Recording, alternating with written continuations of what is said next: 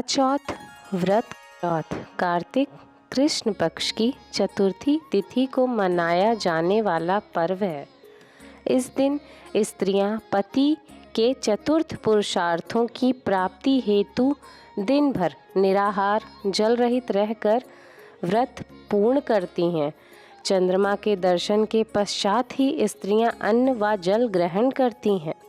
वे से निकलती जल धाराओं में प्रार्थना, उपासना और मनोकामनाओं का अटूट सिलसिला होता है।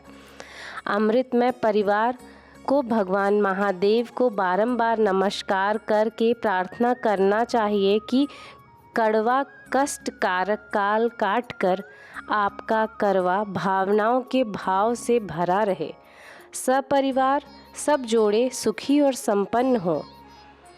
करवा चौथ का यह व्रत का विस्तृत वर्णन वामन पुराण, हरिवंश पुराण और स्कंद पुराण में मिलता है। करवा चौथ व्रत कथा जो कि इस प्रकार से है। एक साहूकार के 7 लड़के और एक लड़की थी।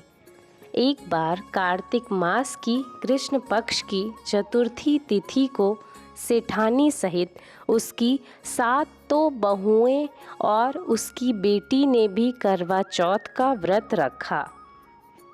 रात्रि के समय जब साहूकार के सभी लड़के भोजन करने बैठे तो उन्होंने अपनी बहन से भी भोजन कर लेने को कहा।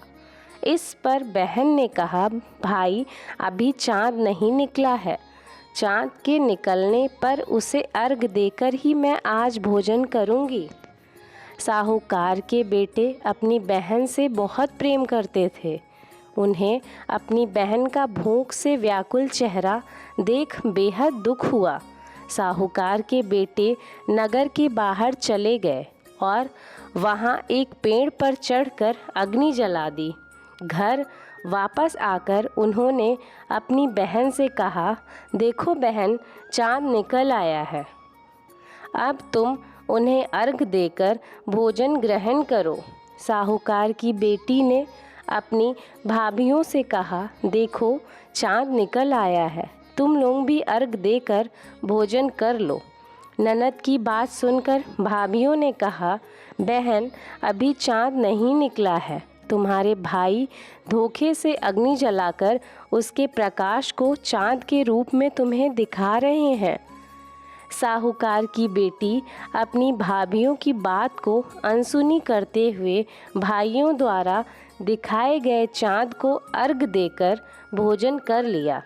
इस प्रकार करवा चौथ का व्रत भंग करने के कारण विघ्नहर्ता भगवान श्री गणेश साहूकार की लड़की पर अप्रसन्न हो गए। गणेश जी की अप्रसन्नता के कारण उस लड़की का पति बीमार पड़ गया और घर में बचा हुआ सारा धन उसकी बीमारी में लग गया।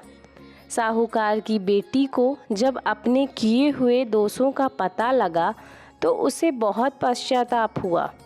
उसने गणेश जी से क्षमा प्रार्थना की और फिर से विधि विधान पूर्वक चतुर्थी का व्रत शुरू कर दिया।